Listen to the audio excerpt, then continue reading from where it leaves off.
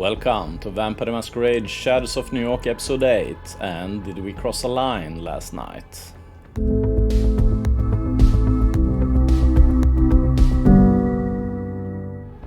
Welcome, I'm King Priam by night, we're playing Julia de la Sombra.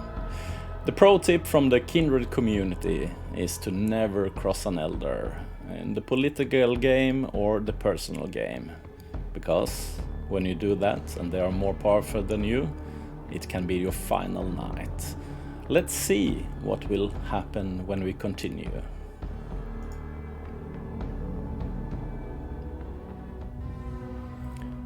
For me, it always starts with an image.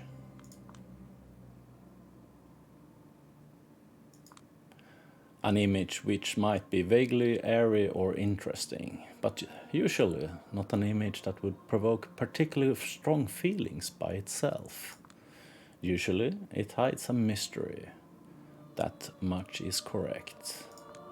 But that mystery doesn't exist without a text, or more specifically, a context.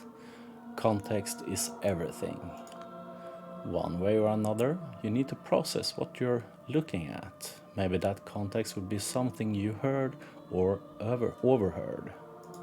Maybe, although it's quite rare and pretty special, it will be your very own creative, captivating, complete interpretation. A ghost of an idea.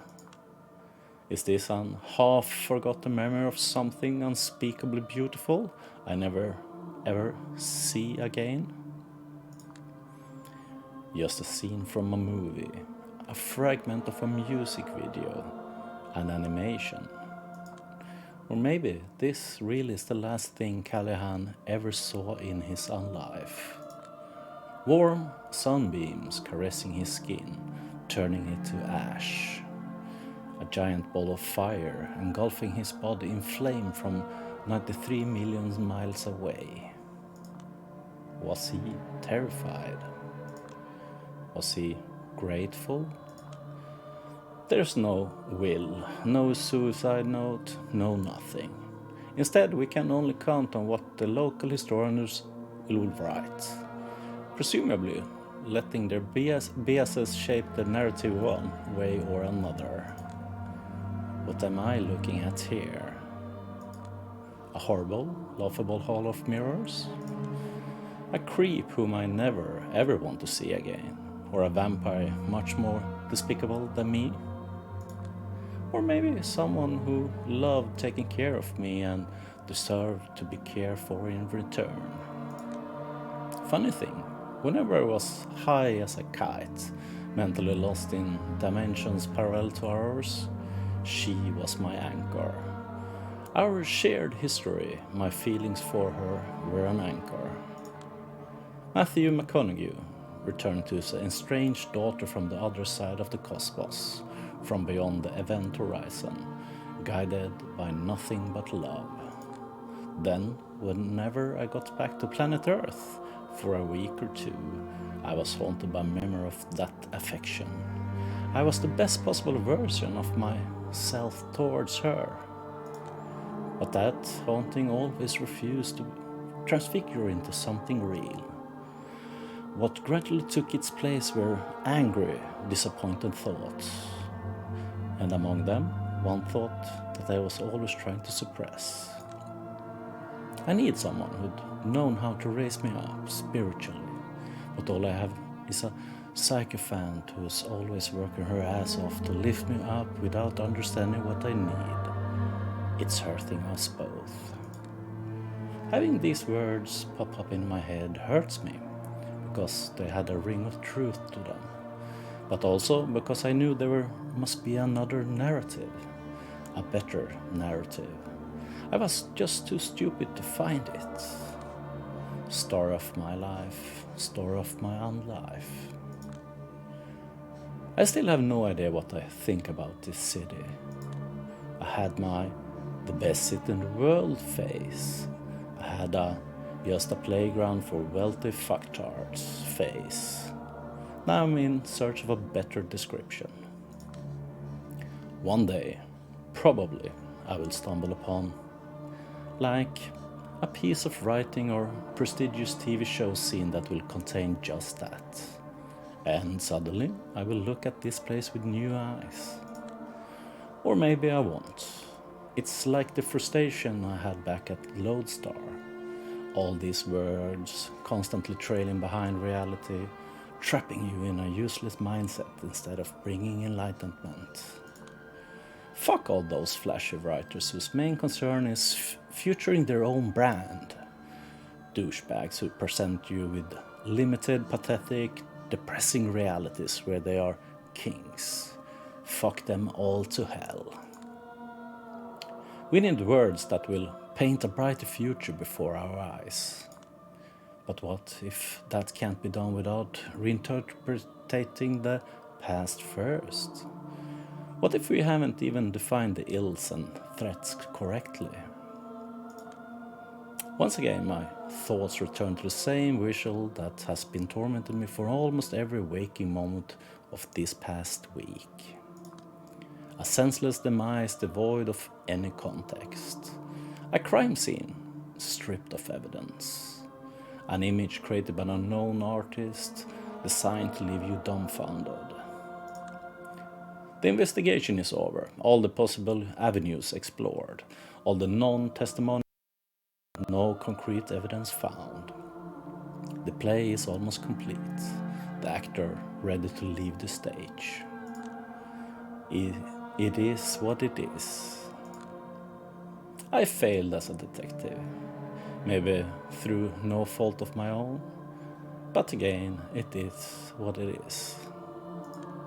This case, this scene, this picture never needed an investigator. From what I understand, all the people in charge ever wanted was a talented writer. What if? A ghost of an idea. When I wake up, the quota is still not here. I don't know how to feel about that, so I just don't. Kadir hasn't left any message by the door. Still, that's mad, huh? He will probably appeal to the court to take me off the case. And if half of the garbage Kaiser was spouting is correct, he shouldn't have much trouble convincing anyone. I look at the mirror, stare at my wrapped non-reflection. This place is upsetting. You need a change of scenery, girl. The depressing streets of a lockdown New York City will do. I think of God. Maybe that's why I half-consciously picked the cathedral as my destination. I think of the silver cross adorning my chest, an empty signifier. Whenever someone asks me why I wear it, they hear a different story. I think of these silhouettes that I keep spotting from the corner of my eye. No, I don't even want to imagine what that means. I feel what it means, and it makes me nauseous enough. I think of my clan, so closely tied to the Catholic Church. It's a loveless marriage, so to speak. For example, the one between my parents. I think about the greater irony of the La Sombra truce with the Holy See. We are the only ones who stay so close to the Lord's light, even though we're certain we will never ever reach it. Some of us shadows have visions. Visions of comrades who departed this world recently, traveling through some abstract space, one that's disturbing and astonishing in equal measures.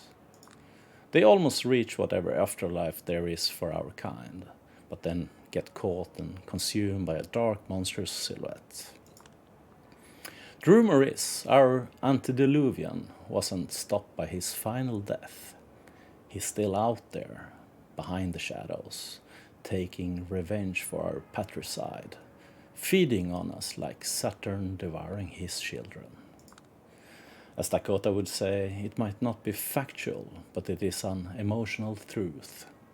From joining the Camarilla to panical scrambling for any safe house, it's like our elders are solely motivated by fear. The sins of our father are catching up with them, and it's young kindred like me who are given responsibility to clean up their mess with the constant sense of doom looming over the horizon. We don't talk about salvation anymore. We're just minimizing the impact of damnation. That's no way to live, but then again, maybe that's why they call it unlife. Shit, it's Benoit. Hello there, lost sheep. All I have to...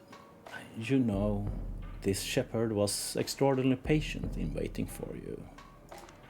What are you doing here while the night is so young? Out for blood? Well, you're lucky. This place offers both the body and blood. If missionaries learn their methods from pickup artists, they will all be like this guy. I'm not in the mood, you sorry ass bum. Step the fuck away from me or you're gonna be sorry. Oh my, something troubling you? If so, I can arrange a confession. Or if you're in a hurry, keep in mind the path from inner turmoil begins with a friendly air, and I've got one right here. Kurva jebana tvoja. You want me to fuck you up, don't you? Don't you? Jewel, as you should know, Benaya always interpret this kind of response to preaching the divine as the devil stirring inside. Is that what it is, Julia? The liar and the father of lies got a hold on your soul?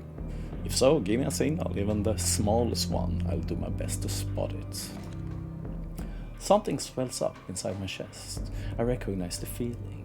The handbrake just broke, and I'm definitely not on level ground. Fuck, here we go. Listen, I had enough, alright? Enough. Enough of your sanctimonious attitude, enough of your brazen lack of basic empathy, enough of your dumb, ugly fucking mug. Your fucking singularity of stupidity, tastelessness, and the cringe. I met all sorts of horrible shitters and asshats this week, and none of them got under my skin like the way you do, you motherfucker. Like a goddamn Jehovah's Witness going from door to door, except you're always knocking my fucking skull. Going, hey, do you know God exists? Have you heard that God exists? Like, hold on, hold it right there. When did I ever say that God exists? What? I said, what makes you think I believe God exists? Oh, now you're just fucking with me. No, I'm serious. Well, he sounds serious at least. I'm actually speechless. I think there's some sort of silly misunderstanding that desperately needs to be cleared up. I'm all ears. I sure hope so, Julia. I feel like you must have ignored half of what I've been saying for you to reach these conclusions. That's very well possible, actually. It usually takes 15 seconds of him talking to get me completely zoned out.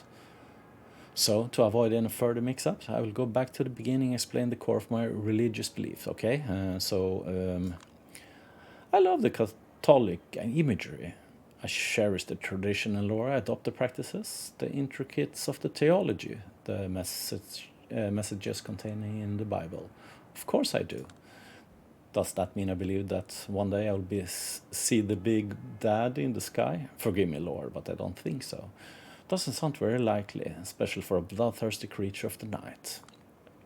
So that's what this is about, fun imagery. That's overly simplified, but yeah, I suppose you say that. Motherfucker, you ain't Catholic, you're just a weirdo cosplayer. Says a non-practitioner who still wears a cross. Yeah, but I don't shove it down people's throats for fun in my spare time. I'm simply trying to share the joys religion has brought to my own life with others. What joys? Oh, where to start when there are so many? The joy of having plainly understandable rules to follow. The joy of having a structure to your life. The joy of always knowing where to find people who share your values.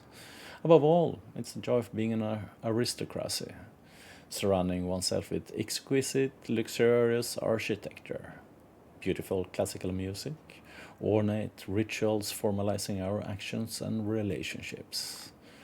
A pursuit of virtue, separating you from the masses, the hierarchies, the communities, all serving an idea greater than themselves. It's like a monarchy or some Camarilla tradition, but not as gouge.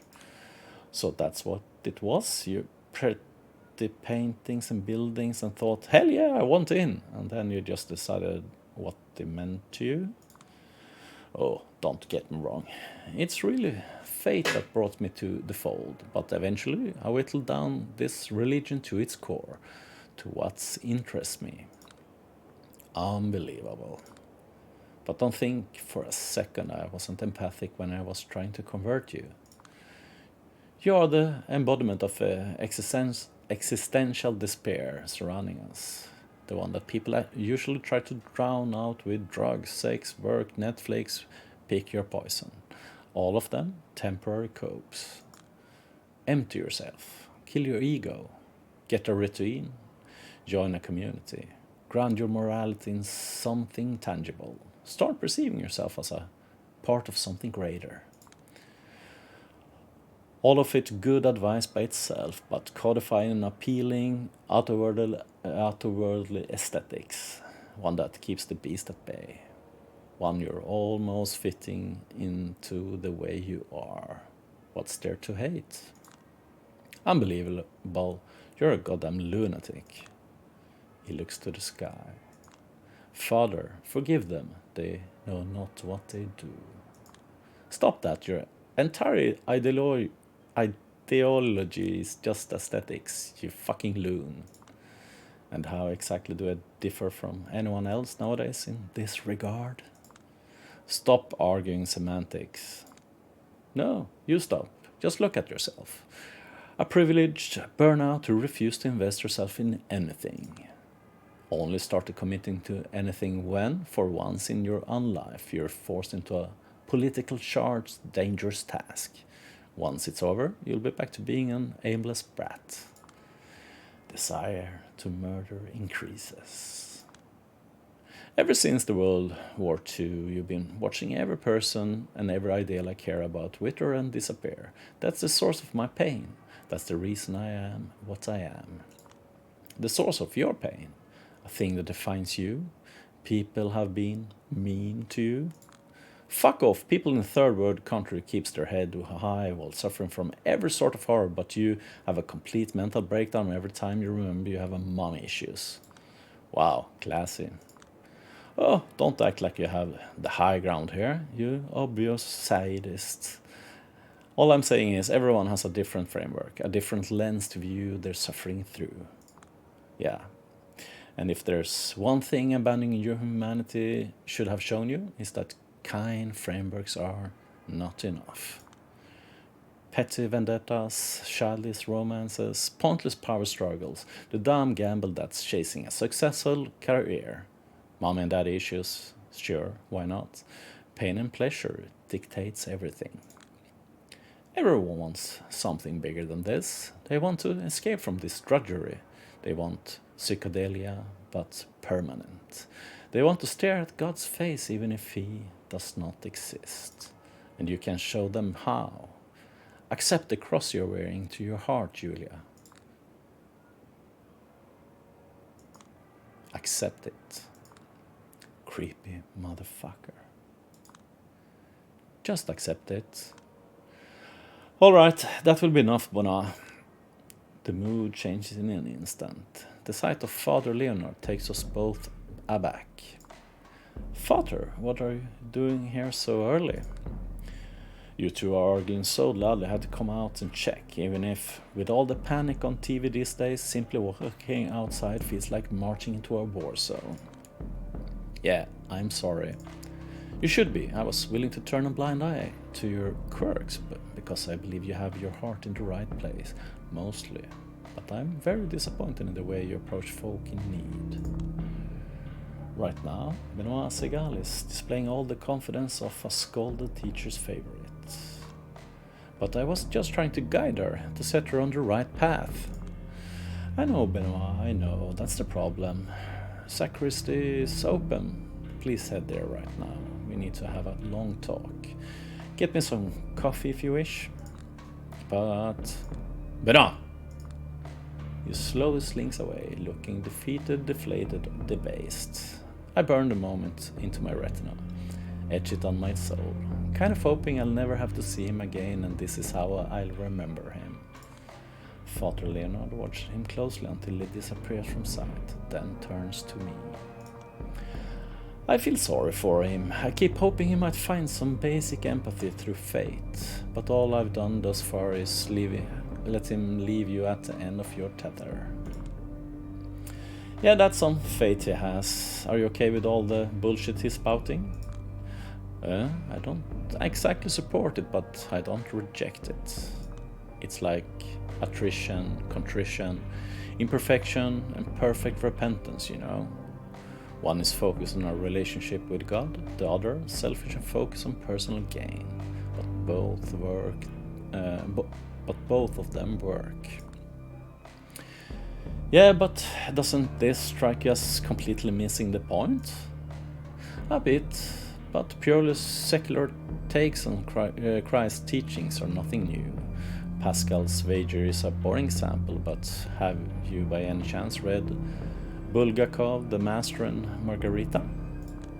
Sure, back in Poland, every teen trying to look intellectual online loved to repeat that joke about talking cat who swears they never pour vodka for a lady because woman deserves pure alcohol. That's one takeaway from that novel, I suppose. I read it as a moving depiction of Christ, who's not a divine being, stripped of mythic qualities, but open to transcendence. Jesus and Satan understood as powerful forces battling within us. Would have to read it again. It's been too long. Sounds nice though. I stretch lazily and take out another smoke. Leonard watched me closely before speaking up again. Julia? 4 hours from now, there is going to be a meeting in the Elysium, the big finale of Celebration of Power. Everyone will be there, but they were counting on you to not show up. The good sheriff plans to present the results of the investigation in your stead. It's a simple, crude strategy. Might work, but begs to be countered with an outrageous tactic. Take it as you will. The game is about to end. Momentarily, I'm left dumbfounded. All I can muster is an eloquent. Oh, don't ask me. I'm just a messenger.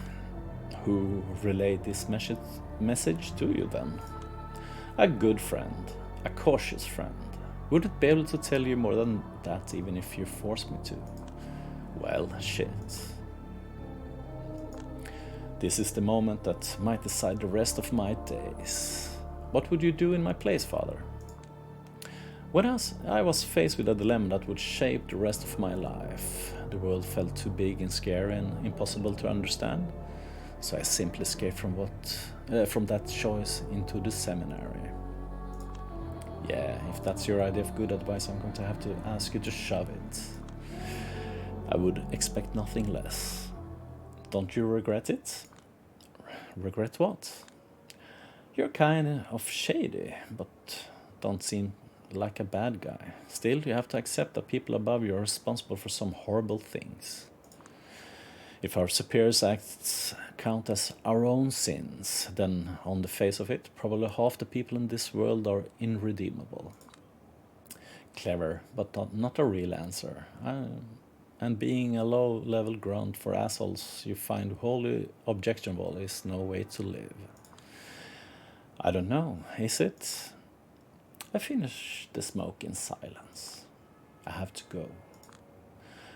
Don't know if and when we'll see each other again, but when that happens, I probably won't be the same old me. Of course, but before I leave to scold Benoit, let me say one more thing. Yeah? These are difficult times. My parishioners keep calling me. The things people are going through, they might never admit, but if this keeps up, it will cause horrifying, invisible damage to this nation. A dreadful darkness is killing us all, little by little, and like every powerful evil, it manifests itself little by little. And yet, sinful as it may be, I confess to being strangely excited. For a moment we're seeing this suffocating normal disappear.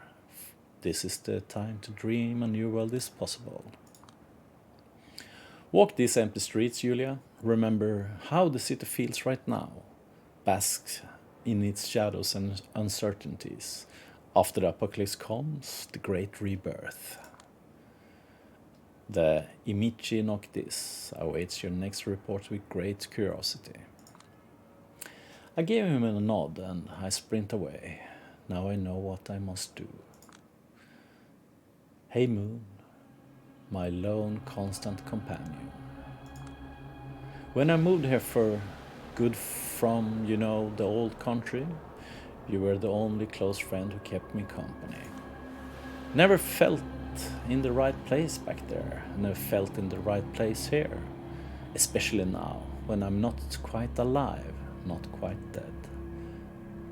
Not that Slavic, not that American.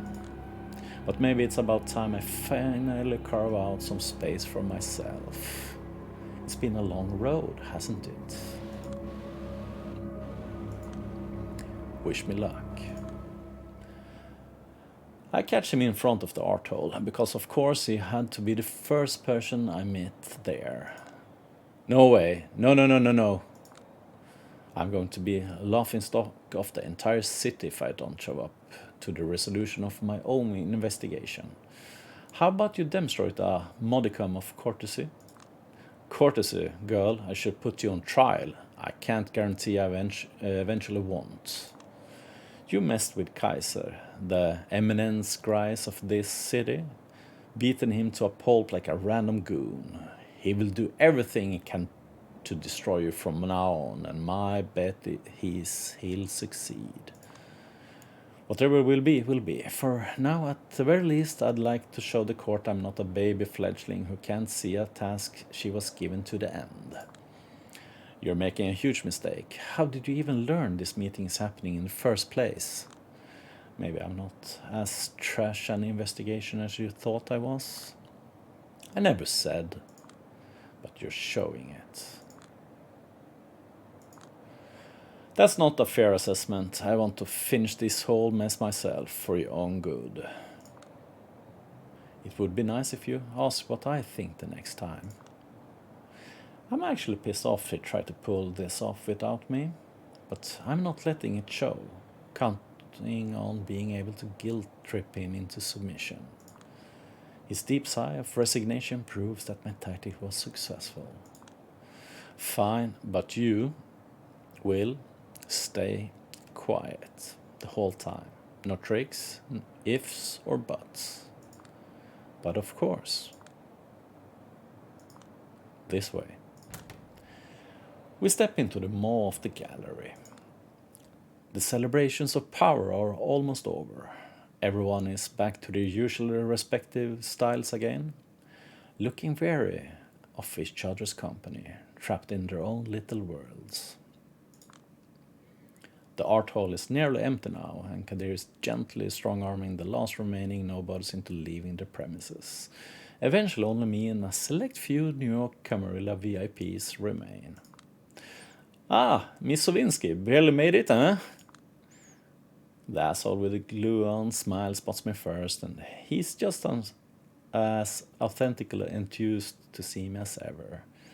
So he finally showed his face around here.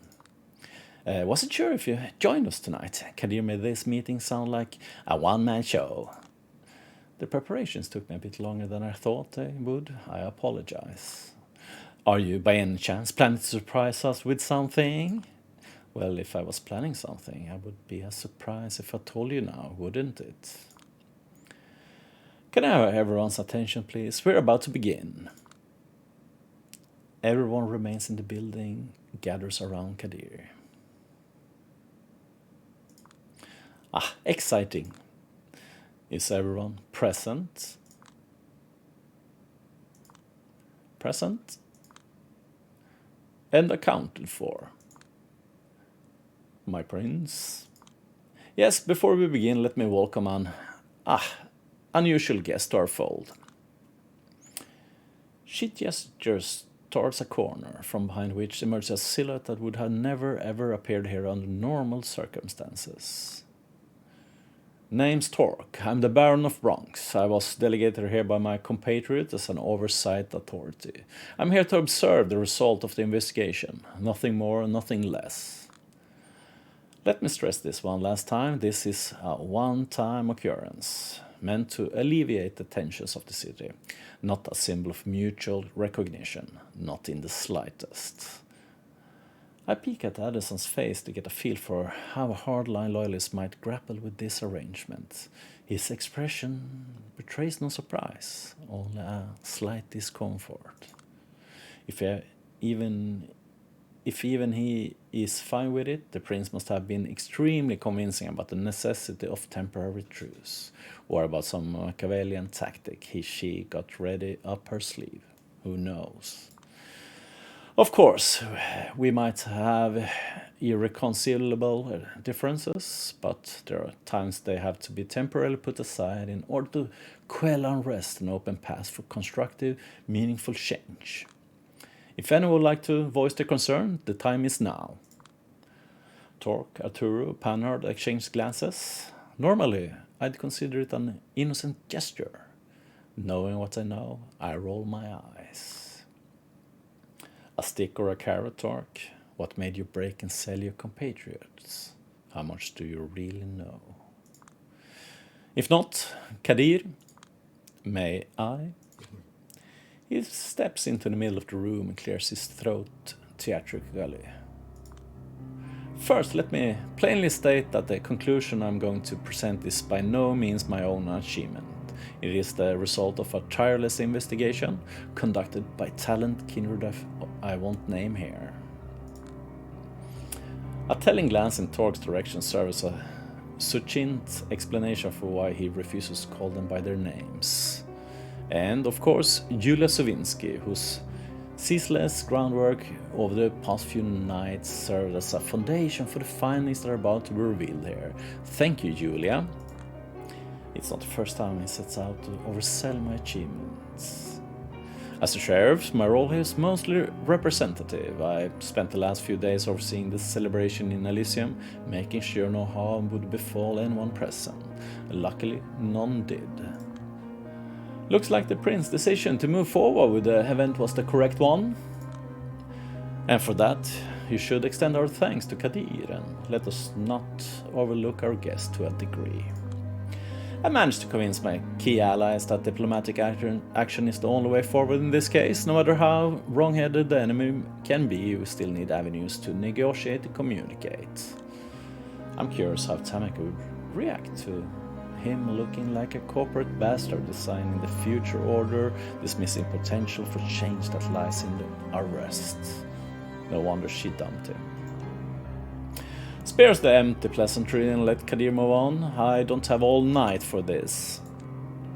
Right, I'll be concise. Douglas' boss Callahan remains were found in his office by one of his ghouls first thing in the evening. The first kindred to confirm it was another Anarch Baron, Torque, present here. A mystery book author would refer to the circumstance of Callahan's death as a classic closed room mystery. The metal door, locked from the inside, serves the whole way in. There was no murder weapon, no useful testimonies, and evidence was, how do I put it, barely circumstantial at best. What was left for us was one hell of a puzzle, one where the answer couldn't have been approached using the tried and tested question, cui bono? We were presented with a poorly timed power upheaval, a tense situation where a long-planned celebration was in danger. Suddenly, all of us were faced with an uncertain future. Everybody benefited, yet nobody did. No one was especially fond of Callahan, but it's not like anyone seemed particularly keen on removing him from the equation, especially at this time. For a moment we were sure this was the beginning of an offensive on the part of the Camarilla. We started wondering just how violent our retaliation should be. And as for us, we were momentarily convinced that the Anarchs were plotting to blame us for their own internal power struggles. A tense situation resolved only thanks to skillful and swift diplomacy.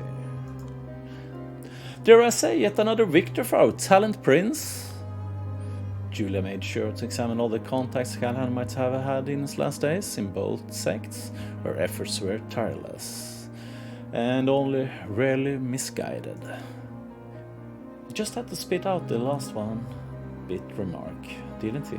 Oh well, he's probably just covering his ass. But as exhaustive as they might have been, they only served to model the possibilities, not explain them. Callahan had a lot of enemies, but they were the most infuriating kind of enemies one can have, folks who barely even thought of him anymore. In other words, no one really had a particular interest in getting rid of him, because they could always simply work their way around him. Just before last Christmas, he even witnessed the first ever successful First Light raid against his extremely profitable blood trade supply lines. The lone ace up his sleeve, a downright shady ability to perfectly maneuver around all SI activities, gone.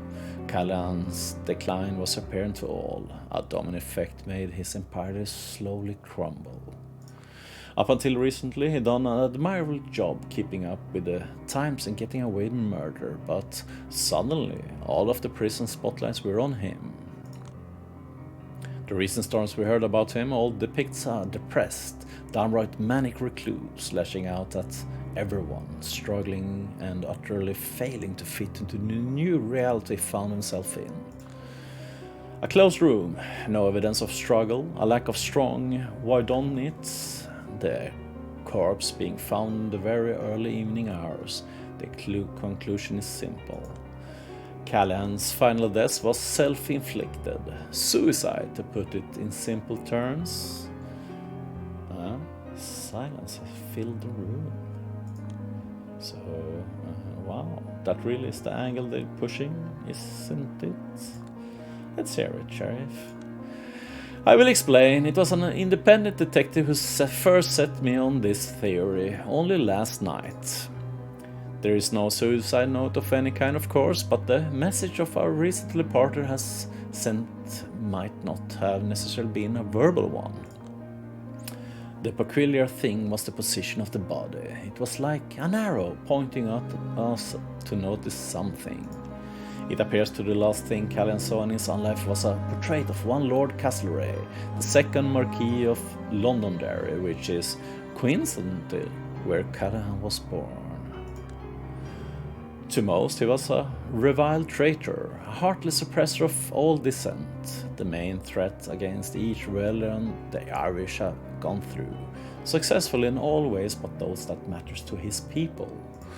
Some call him a tragic figure, holding together selfish allies against a common threat, always fighting for painful and unpopular compromises, ruined by overwork, sickness, and poor public speaking skills.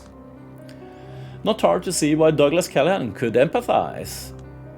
Polite snickers. Indeed, especially when you realize that the sickness in his blood, his failures, the hatred from his own people, and a growing paranoia led him to commit a dramatic suicide within his own four walls. Ah, I see. The assumption is, instead of stabbing himself to death with a knife or a pen, he decided to let the sun embrace him in its warmth. Castlereagh's face burning into his eyes. A poetic final death. It's not a closure we might have wanted, but probably the best explanation of his motivation that we're going to get. Does everyone follow? A heavy silence fills the room. Nobody speaks up except Prince Panhard. To me, it's all perfectly understandable, agreeable, and most importantly, it fits the man I've come to understand over the last 2 decades. Consent murmurs resonate through the room. Agreed, and might I add, there were some irregularities in the handling of this crime scene, but the Anarch leader's findings suggest Callahan's resentful ghouls were to blame. Folks have been really happy to see him dead, is all I'm saying, and they went overboard with the celebrations. They've all been interrogated, though. Yes, I have received all the resulting intel, and it's done nothing to change my mind. Their depiction of Callahan's state of mind only served to support the suicide theory. It is my suggestion to we all announce this finding to our representative community first thing tomorrow night. Sounds reasonable? And I think that concludes this meeting. I let the keeper of the Lyceum do the honors. No time wasted, huh? Alright, does anyone have anything to add? Any question to ask? Take your time. Silence. I look at everyone just sitting it out in perfect agreement. Congrats everyone, congrats us. We achieved a perfect victory. No loose ends, no rocking the boat, no nothing. Makes you want to puke. How many of them contributed to this final report? How strongly does Kadir believe this shit running from his mouth? He's always been a Camry loyalist, a fanatic even. But... Miss Eula, any final statements? This is it. Now or never. If anyone can blow this pathetic charade wide open, it's me. But there's no coming back from this road, and it has a cost. I spent all of my life and unlife on social climbing, and the sunken cost fallacy is kicking in. Challenging them here might be my only way of ever making out of the pit I'm in. On the other hand, maybe this is my time to head into the unknown. Kill my ego, or at least temporarily. Shut up the voice of the elder screaming in my head. Betray my La Sombra instincts. Make all these ghosts go away and figure out something new, no matter how scary it might be. Do I dare? Or maybe I don't. I feel like there's an incredible prize to be won, waiting right in front of me, if I just dare to take out this revolver with its single bullet I have hidden on me. And invite everyone here for a crazy game of Russian roulette. But I also get this foreboding gangster movie feeling, like this is the scene where the future mobster could have gotten out, but he didn't. In the end, did Kalyan think all the splendors of the golden era was worth this pathetic end? It's like there are two cells battling for dominance inside of me. One of them has to die, the other gets to live. Honestly, it's a flip of the coin. I reflect on all the kindred I met, lessons I learned, choices I made over these past few nights to make a decision. And then, feeling like I'm simply following the way I conducted this investigation to its logical conclusion, I respond. Actually, I do. It's like the beast itself flashes in Kadir's eye for a brief moment. No, you don't. But I do. Miss Sowinsky, don't make a scene. Believe me, everyone of you will really, really, really regret it if they don't listen to what I have to say. Will we now? Oh, absolutely. I stand up and step right in front of Kadir. Don't get me wrong, Kadir has done a spectacular job of selling you a ready-made narrative to package and export to the outside world. Hail to the sheriff and all that. But was this little show really necessary? Did you all really need to hype each other up to believe this fairy tale? What are you getting at, little girl? Easy for now, my prince. Insult me all you want. It's only going to make it all the sweeter when this little girl kicks your ass. I'm getting at the facts. There's a different, more reasonable theory that explains everything. Everything to a T. That's great for you, sweetheart, but I really need to stay here and listen to this. The door is right there, but on the off chance you get implicated in something tonight, you don't want the chance to defend yourself. And what are the chances of me being implicated in anything tonight? I'm pretty sure a lot of kindred in this room are asking themselves the same question right now. In each case, my answer is the same. You won't find out unless you stay right where you are. She stays. Alright, where were I? Let's assume that the cause of Boss Callahan's death really was suicide. Our man said, "Oh, fuck everything," opened the window shutters and let the break of dawn take care of all his problems. And let's assume that he really meant to send a message using the portrayal Lord Castlereagh. Sounds dramatic for sure. Let's go with it. But then it is commonly understood that Castlereagh was pushed into taking his own life as a result of a conspiracy against him. Needless to say, his biggest fan wouldn't miss that detail. According to historians, the man's last words imply that some powerful people placed him with a choice: denunciation or death, which for an ambitious politician is not a choice at all. So if you're claiming that Callahan left us a hint, it's a troubling hint, don't you think? What are you? Enough, we're not dealing in conspiracy theory here. Of course you're not. I mean, conspiracy theory backed by the elite is no longer called such. It's propaganda. Is there a point to this little show you're putting on, Miss Savinsky, other than digging yourself a deeper and deeper metaphorical hole? Oh, Mr. Arturo, you're still trying to sell yourself it's me who is in trouble, not you? That's adorable. Listen, you. No, you listen. He freezes in shock, definitely not used to resistance. I don't blame you for peddling propaganda. You're politicians, that's what you do. I'm just laughing at you for coming up with shitty, poorly conceived propaganda. So, will someone stop her, or? Mr. Addison Payne, you're the architect behind the local Camarilla, current speeches and general political narrative. Be honest, does this shit show really meet your standards? We stare into each other's eyes, unblinking, slowly feeling each other's out. Eventually, with a bare audible snigger, he whispers to his servant. How do I put this? I'm always open to a better pitch. That's all I wanted to hear. All I'm asking for now is a little patience. That I can spare. Oh, for God's sake, Addison, come on, man, you can't possible. Silence. I said what I said, now let her talk. Thank you. I'm starting to have fun with this, or more like I'm feeling that weird rush reminded me of the first time I managed to ride a bike. The important thing is to keep up the momentum, focus on pedaling hard. Don't even think of falling. You thought you had it all figured out, don't you? An improperly handled murder scene, a disposable investigator forced to blindly stumble around, hopelessly chasing loose ends. Your only problem is that tonight I realized I was using the wrong tools all along. Instead of a Sloyd's magnifying glass, I only needed a journalist pen.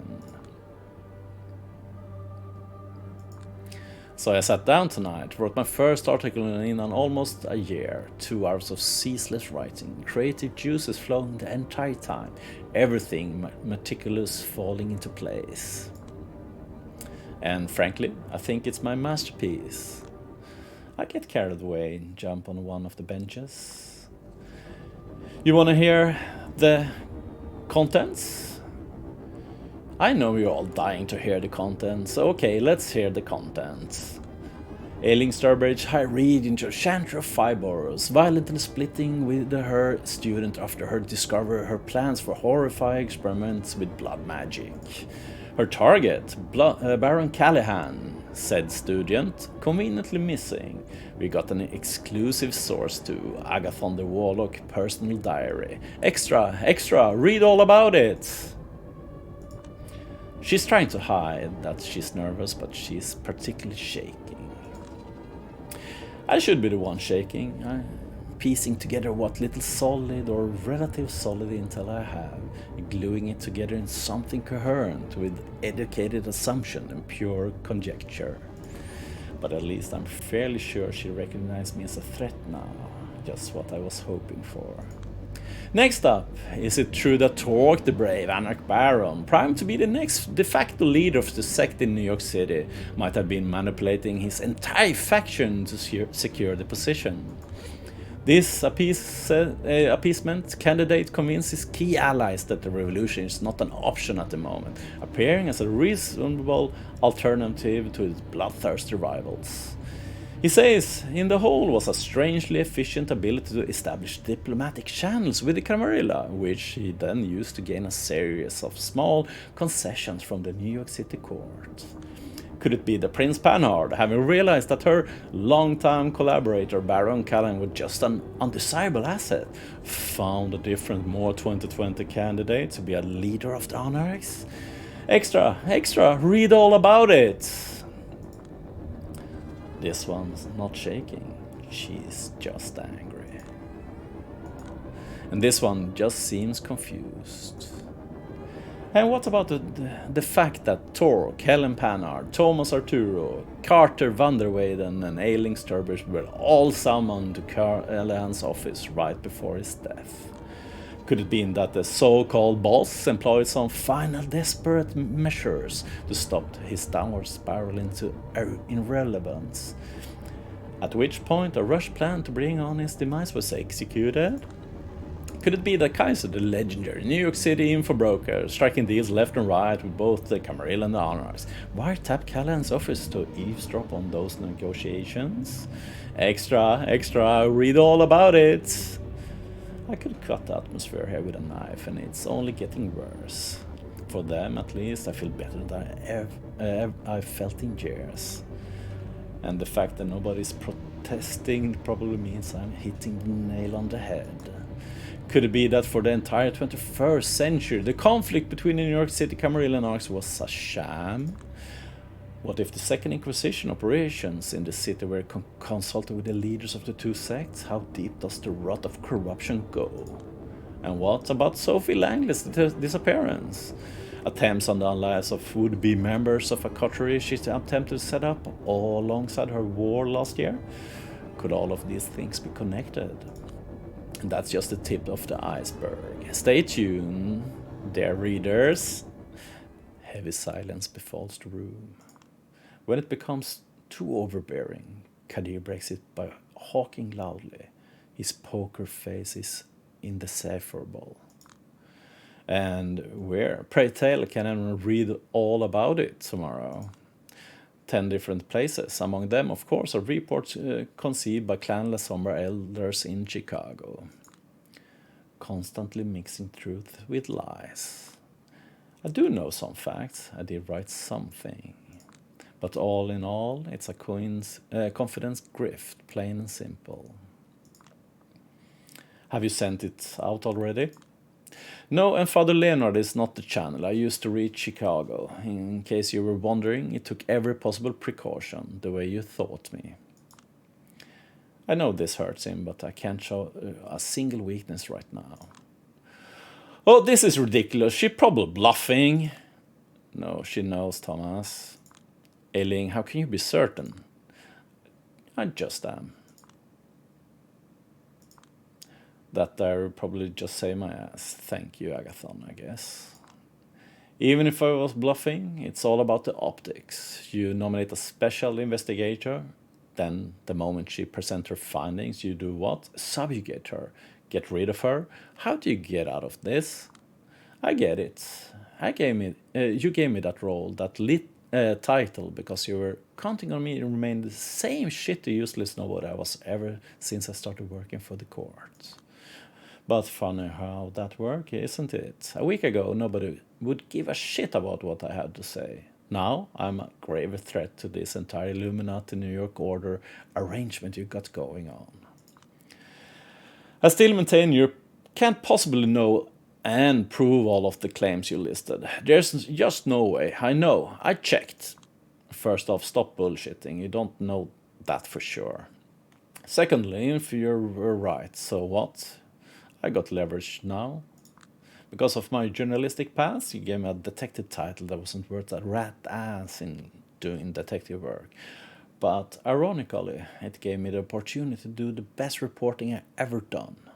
And it doesn't even matter if it contains more facts than your official narrative. And you know why? Because the story I offer makes infinite more sense. Morally, emotionally, metaphysically, however you name it.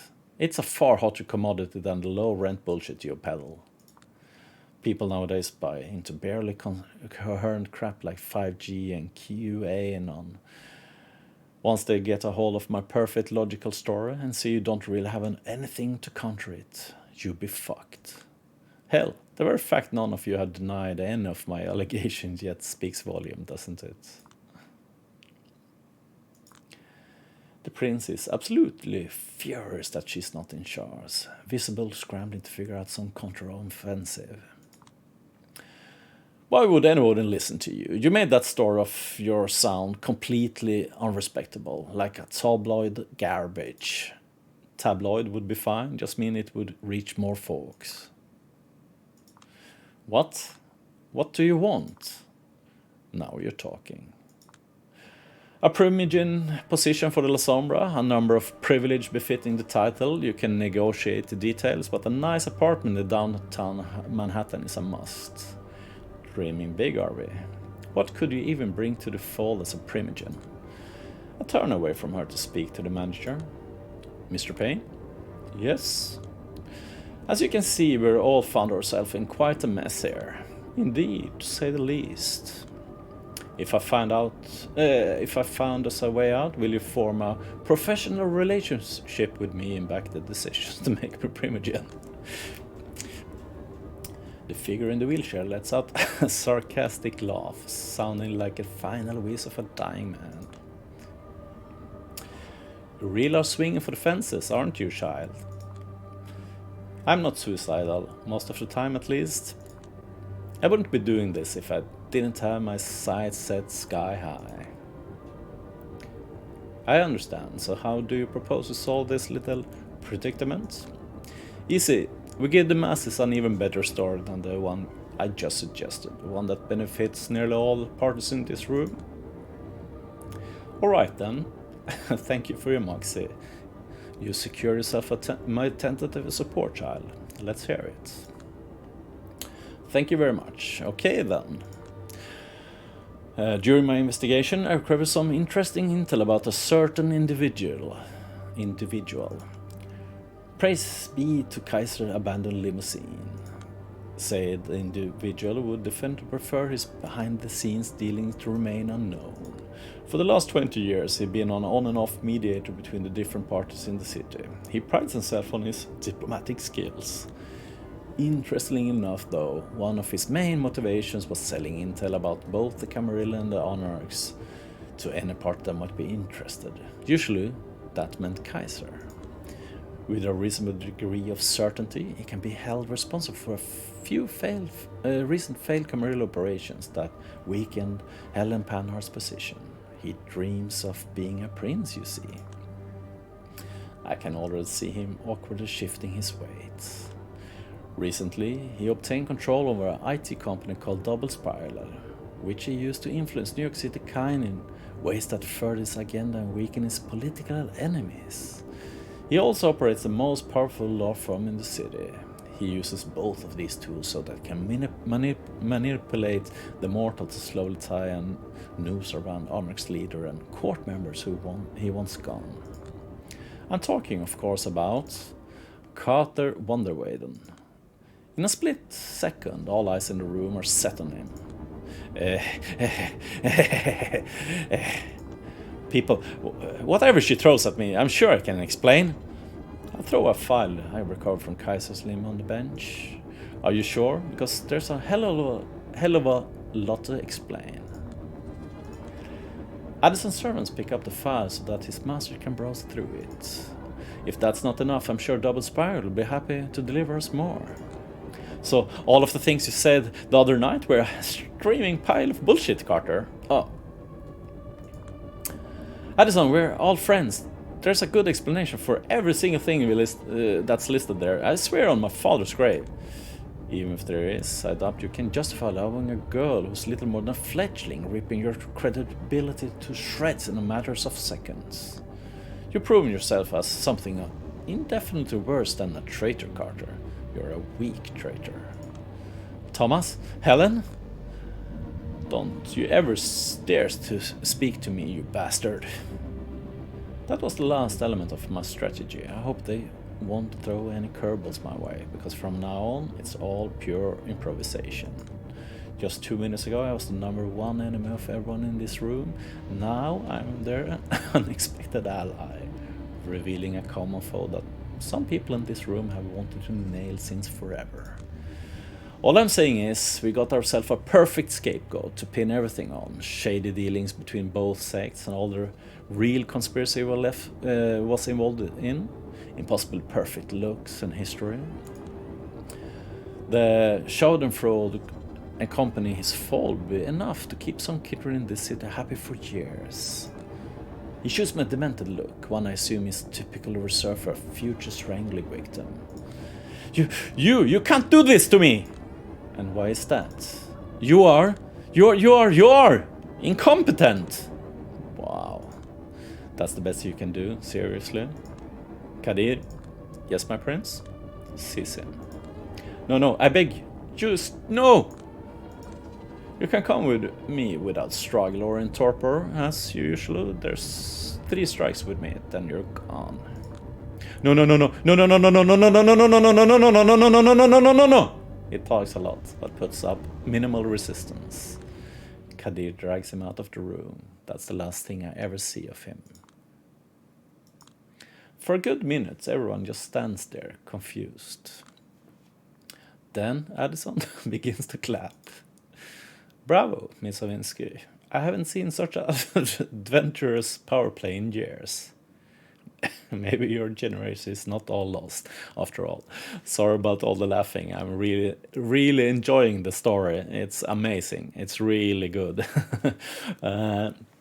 Let's try to take some composure again, and let's start, keep going. Does that mean I can count on your support? Of course, as far as I'm concerned, you're the kind of ruthless primogeniture this city needs, especially now when one seat will probably be made vacant. So what do you say, my prince? Panna recoils a little when she hears me refer her in such an official manner.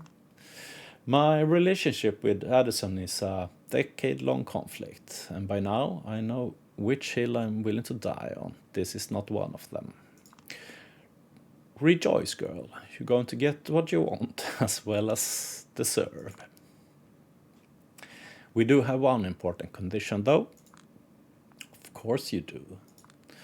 Mr. Prain, as I'm sure you agree, being Primgen is an important representative position. It demands nothing but a display of impeccable respect for the Masquerade and the traditions. Of course. It is my concern that it wouldn't be proper for us to be represented by someone who openly violated the rules of kindred society. But of course, that wouldn't do at all. They have to openly renounce their old ways at the very least. Indeed, and I think that is in the case of Miss Savinsky, who has lived with a mortal under a single roof for a long time. The best course of action would be to renounce her and give her up to our sheriff. That kind of gesture would prove the new Privigen's dedication to the court beyond any reasonable doubt. Yes, I definitely agree. Her ambition and pride are admirable, but it would be prudent for us to demand a display of humility as well. Sadistic fucks. My thought exactly. Well done. Your answer, miss? What's so funny, Miss Savinsky? I see it in your eyes, Arturo, naive fool. You think you're so goddamn clever. You think I would have gotten this far if I didn't think it all through? There's only one response. I agree, do what you must. He's speechless. He thought he had me pinned, and I simply responded with a checkmate. Guess that solves our problem then. Let's head out for now. It's been an exhausting evening, and dawn is nearing. Yes, let's just do that. He walks pale out, looking unstrung and defeated. Soon after, Kadir orders to take care of Dakota. He asked me if I want to know what's done to her. My reply was honest. Not really interested, no. He said that I got myself into a terrible game, and the roots of which defies comprehension. I replied that if I'm winning and climbing upwards, I must be doing something right. Still, we don't talk too much these days beyond professional interactions. I have a much bigger world to think about now, one that fills me with happiness. Come to think of it, my current state reminds me of those few Helicon days right after my embrace. It might not last, but at this point I have to ask myself, what does? It's always about the next bigger rush. I'm writing speeches and official communications for the New York City Camarilla these days. Helping out paying from time to time too. Funny, I never felt more accomplished, more fulfilled as a journalist than I am now. Karine is visiting in a few days to congratulate me on the behalf of an entire Chicago-based clan. Apparently, I've not only met her expectation, but exceeded them. She keeps bragging to everyone how great her eye was in picking me. Man, the story is really lovely. That's why I'm having a hard time reading out. Man, this visual novel is great. Shadows of New York is amazing. Amazing characters, and let's continue and finish this off. It's only these shadows that keep getting to me. I notice them everywhere these nights, and there are more and more of them surrounding me as time goes on. But it doesn't matter. I like to think they are being cast because my future looks so bright. Wow guys, I hope you enjoyed that as much as I did, because this was amazing and I can't wait for more draw distance stories. Coteries was good, but I actually think this one was more amazing. But the two are tying this story up really good. I just wish the first character issues from the Toreador, the Bruja and the Ventrue, that they would have been told more about them, gotten broader perspective and more choices. But together, these are amazing pieces. And I will continue doing this kind of stuff in series as soon as they are released. And you can expect Blood Alliance 2 and Werewolf the Earthblood from me later on. And thank you for watching. If you like this, trigger like below and follow for more content like this, and see you around.